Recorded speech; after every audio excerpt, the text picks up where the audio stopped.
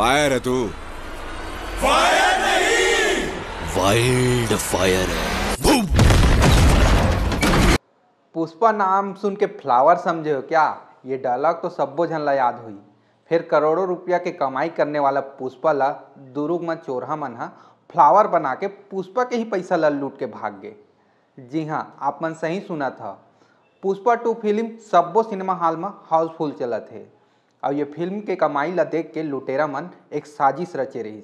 और जैसे ही रविवार सोमवार रात 2 बजे दुर्ग के मुक्ता मल्टीप्लेक्स सिनेमा हॉल के आखिरी शो छूटिस, उकर बाद वहाँ के स्टाफ टाकीज ला बंद करके घर चल दी।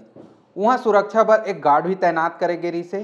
फिर सोमवार करीब सुबह 4 बजे मोटरसाइकिल में 2 जन नकाबपोश मन आइस और गार्ड पर चाकू टेका के अंदर के लॉकर के 1,17,000 रुपया ला पार करके फरार हो गए।